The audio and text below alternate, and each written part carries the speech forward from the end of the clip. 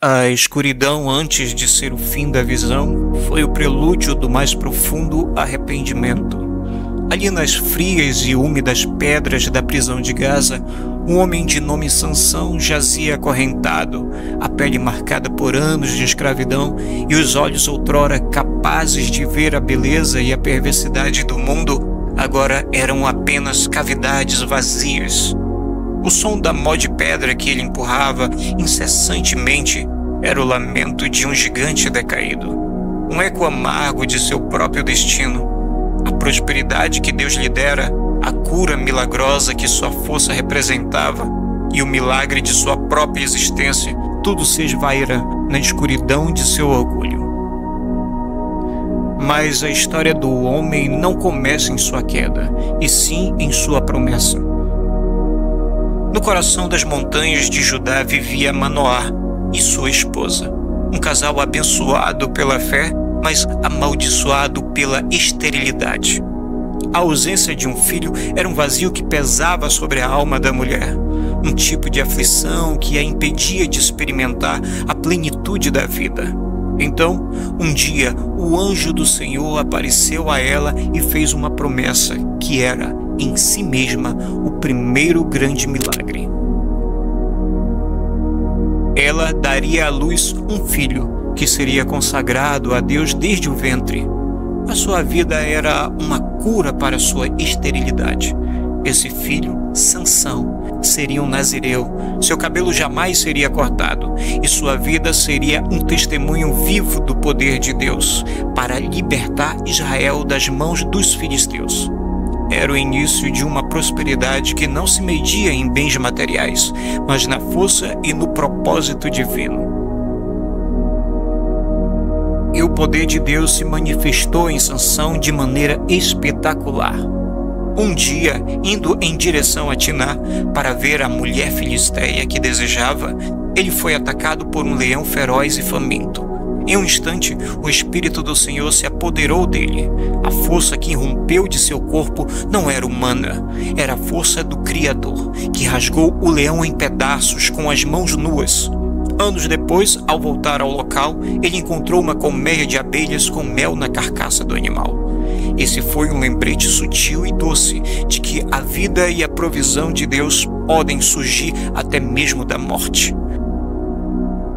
Cura para sua fraqueza humana, o milagre de sua força era o que distinguia dos outros.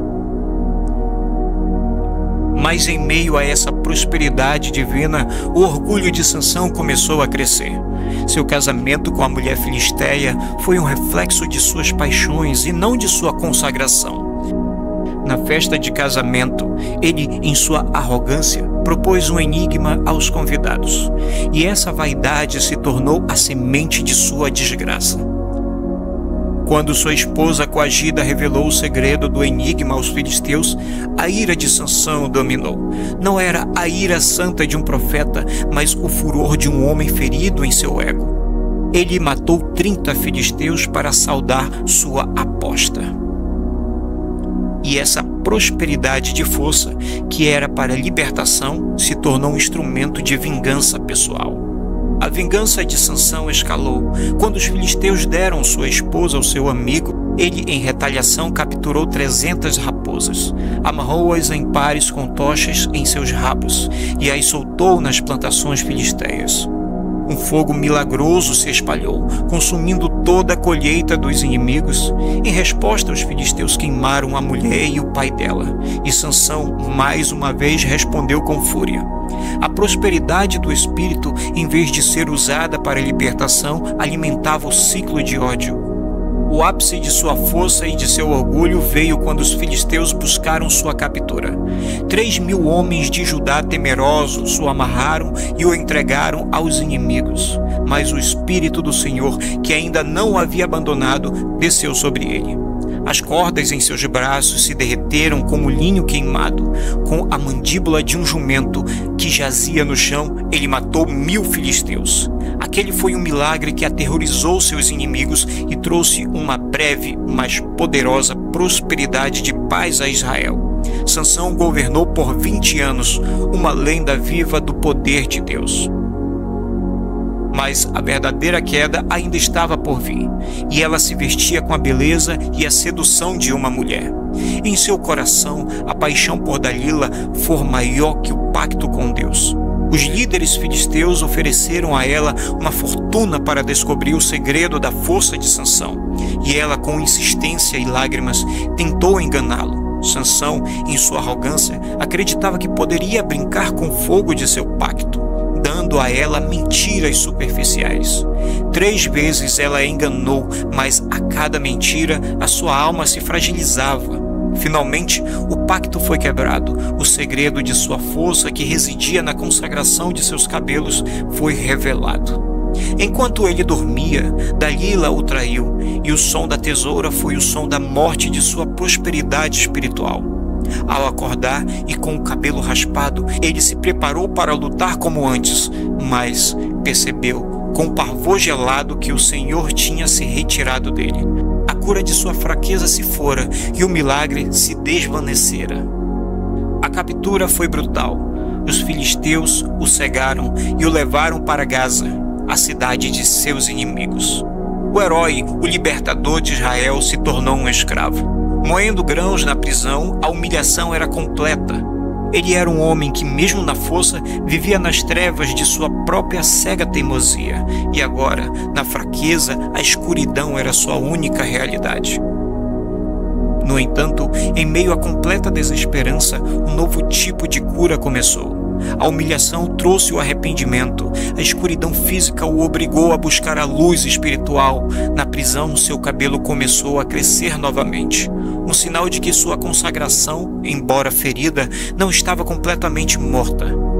E a ocasião final veio quando os líderes filisteus se reuniram no templo de seu deus, Dagom, para celebrar a vitória sobre o homem que os havia atormentado.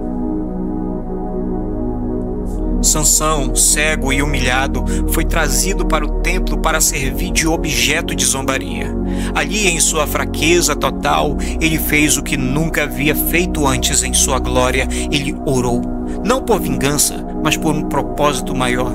Senhor, Deus, lembra-te de mim.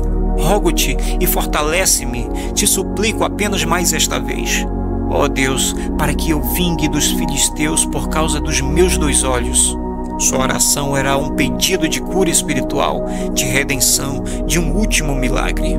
Ele se encostou nas 2 colunas centrais do templo e a força que o havia abandonado retornou. Não para sua própria glória, mas para a glória de Deus.